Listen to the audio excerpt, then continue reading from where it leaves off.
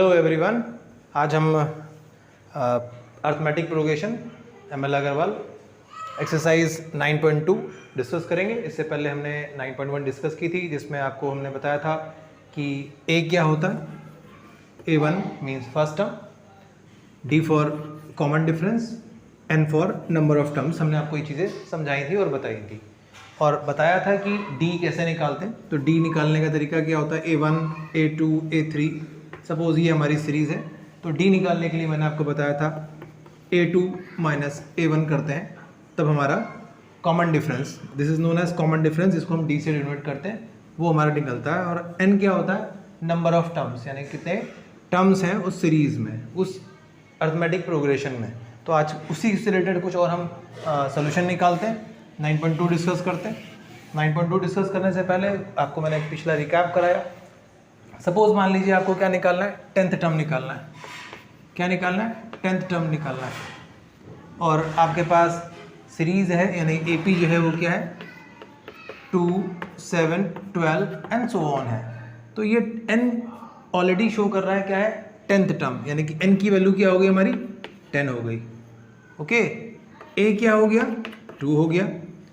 उसके बाद ये सेकेंड टर्म क्या है, 7 है। तो D निकालने के लिए हमने क्या बताया था, A2 minus A1 means A1 ये हुआ हमारा और A2 ये हुआ, यानी कि 7 माइनस 2 कितना आया, 5। तो हमारा D की वैल्यू क्या आ गई, 5। तो हमने आपको पहले इस चीज़ में बताया कि एक सीरीज़ है हमारे पास 2, 7, 12 आगे तक। nth जो इसका 10th टर्म निकालना है हमें, यानी कि N की वैल्यू क्या हो गई, 10 हो गई। इस सीरीज़ के अकॉर्डिंग A की वैल्यू 2 हो गई। कॉमन डिफरेंस निकालने के लिए A2 से A1 माइनस करते हैं, यानी 7 में से 2 माइनस क्या आया, 5 आया।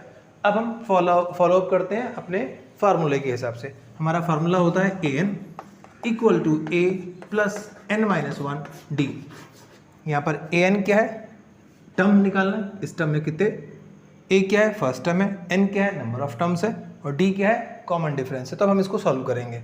तो हम सॉल्व करने के लिए क्या करते हैं, यहाँ से स्टार्ट करते हैं। इक्वल टू के बाद A की वैल्यू क्या दे रखी है हमको, 2 नोट करेंगे हम, प्लस N माइनस 1, N की वैल्यू क्या है हमारे पास, 10 है, तो 10 माइनस 1। D की वैल्यू क्या दे रखी है हमारे पास, निकाली हमने थी 5 पुट करेंगे, तो आया हमारे पास 2 plus 10 minus 1 that is 9 into 5।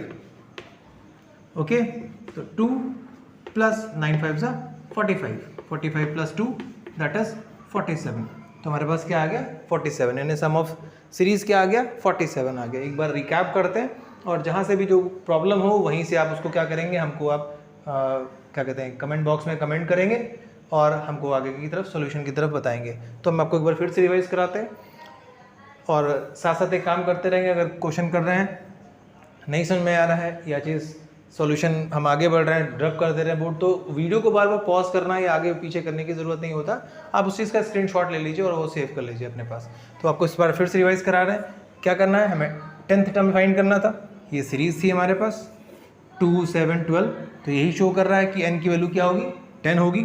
A की वैल्यू क्या है, 2। D की वैल्यू फाइंड करने के लिए मैंने आपको बताया 7 minus 2, A2 minus A1, 7 minus 2 that is 5।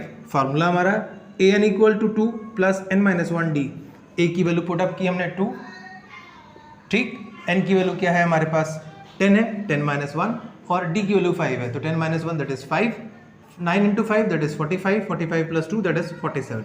तो हमारा टर्म क्या आ गया, 47 आ गया। अब प्रोसीड करते हैं अपने नेक्स्ट क्वेश्चन की तरफ। उम्मीद करता हूँ कोई प्रॉब्लम नहीं होगी, और अगर कोई प्रॉब्लम हो तो कमेंट सेक्शन में आप ज़रूर बताएं। अब पढ़ते हैं अपने नेक्स्ट क्वेश्चन की तरफ। नेक्स्ट क्वेश्चन हमारा क्या है, नेक्स्ट क्वेश्चन भी हमारा कुछ इसी तरह का है कि हम फाइंड करना है, हमें क्या, हमें AP फाइंड करना है, जबकि हमारे पास दे रखा है find the AP whose nth term is, nth term क्या है, nth टर्म क्या है, 3n माइनस 5 है, 3n माइनस 5 है। इसमें nth टर्म फाइंड करना है, यानी कि A की वैल्यू ये है। nth टाइम फाइंड करने का मतलब क्या करेंगे, हम n की डिफरेंट वैल्यूज रखेंगे जो हम उसकी सीरीज बना सकें। AP फाइंड करना है हमें, क्या फाइंड करना है, AP फाइंड करना है।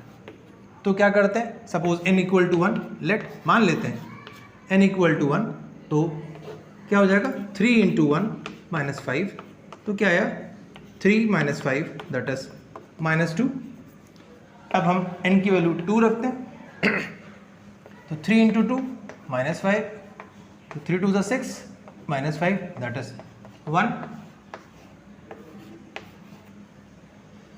इसी तरह हम क्या करते हैं, n इक्वल टू क्या कर लेंगे 3, तो 3 इंटू 3 -5 दैट इज 9 -5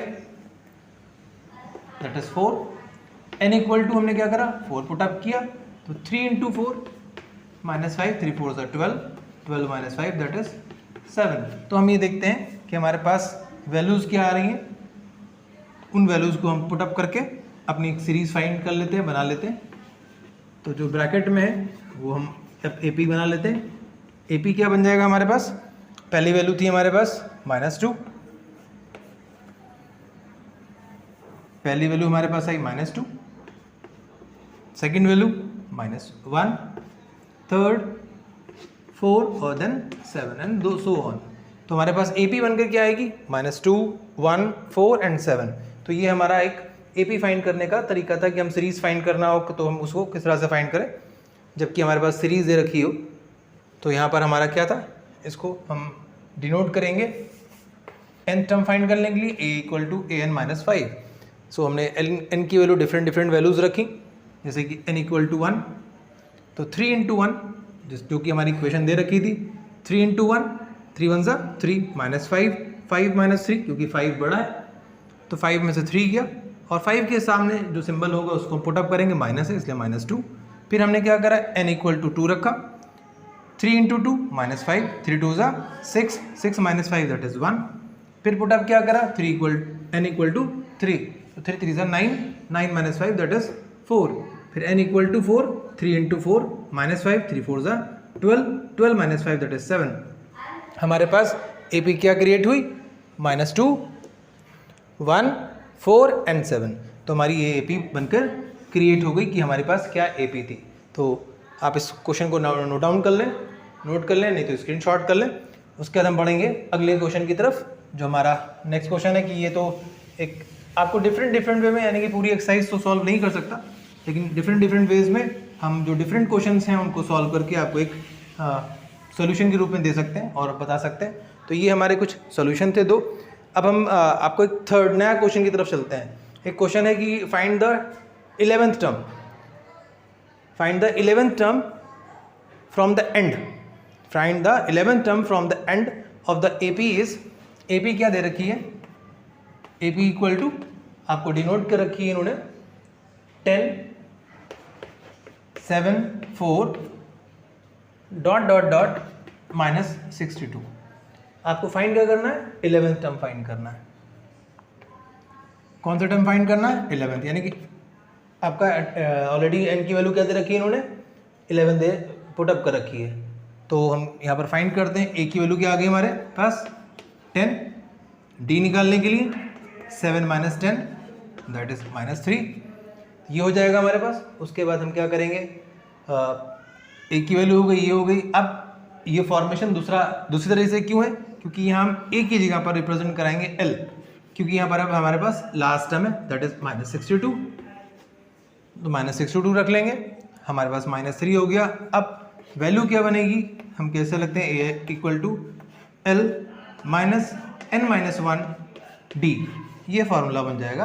अभी तक जो फार्मूला हम लोग अप्लाई कर रहे थे वो था a प्लस n-1 d, ये फार्मूला अप्लाई कर रहे थे कब, जब हमें फर्स्ट टर्म डिनोट होता था और लास्ट टर्म से सीरीज चल रही होती। तो अब ये क्या है, सीरीज हो गई, लास्ट टर्म दिया हुआ है, तो हमें बीच के टर्म निकालना है। तो क्या करते हैं, ए की जगह ए ने रिप्लेस किया एल को और प्लस ने माइनस को, तो हमारा ये फार्मूला बना, और इस फार्मूला के हिसाब से अब हम इस क्वेश्चन को सॉल्व करेंगे।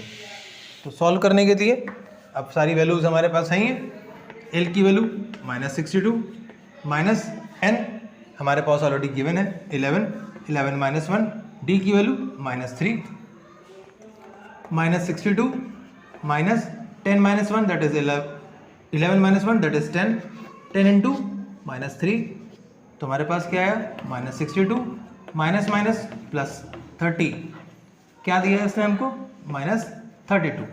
तो -32 क्या होगा, हमारी मिड वैल्यू होगी, कि जो पूछ रहा था हमारा क्या होगा, 11th टर्म क्या होगा। So the 11th term is -32, जो हमारी ये AP दी हुई थी। तो हमने आपको इसमें क्या समझाया कि एक सीरीज दी हुई थी, क्वेश्चन था हमारा find the 11th term from the end of the AP 10, 7, 4 ... -62। हमको इसमें का बीच का 11th टर्म फाइंड करना था। तो जब 11th टर्म फाइंड करना होता है तो हमें A की ज़रूरत नहीं होती है क्योंकि, और हमें ज़रूरत पड़ती है किसकी, L की, यानी कि लास्ट टर्म की। तो L = -62 ले लिया हमने।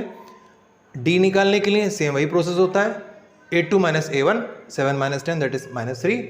फार्मूला बताया आपको, AN = L - N - 1D। तो -62 - 11 - 1 -3 -62 10 - 1 दैट इज 11 - 1 दैट इज 10 -10 -3। तो माइनस माइनस, इस चीज़ पे कंफ्यूज नहीं होंगे, दो माइनस है तो माइनस माइनस मिलकर क्या हो जाएगा प्लस। 62 माइनस का है और 30 प्लस का है, तो 62 से 30 माइनस होगा, तो 32 हमारा आंसर आएगा, वो भी किसमें, नेगेटिव में। आई होप आप लोग समझ रहे होंगे अच्छे से। अगर कोई प्रॉब्लम है तो कमेंट सेक्शन में ज़रूर पूछते जाएं, और आप पूछ सकते हैं किसी भी वक्त। अब हम चलते हैं अगले क्वेश्चन की तरफ। एक लास्ट क्वेश्चन कराते हैं आज का, उसके बाद वाइंड अप करते हैं, क्योंकि ज़्यादा ब्लॉग बड़ा बनाना भी बच्चों को क्या करता है, बोर करने लगता है, वो ज़्यादा इंटरेस्ट भी नहीं लेते। तो देखते हैं अगला क्वेश्चन। अलग अलग फॉर्मेशन में आपको सारे क्वेश्चन करा रहा हूँ। बहुत सिंपल क्वेश्चन है। The 17th term of an AP, क्या कह रहा है, 17th term of an AP exceed its 10th term, exceed its 10th term by 7, find the common difference. क्या निकालना है हमको, कॉमन डिफरेंस निकालना है, यानी कि डी फाइंड करना है। सबसे पहले डी फाइंड करने के लिए हमें क्या करना है, डिफाइन करना है। और क्या कह रहा है, A17 है, A10 है, एक्सीड हो रही है 7, तो सिंपल हो गया हमारे पास। तो ये 17 - 10 ब्रैकेट ऑफ D = 7।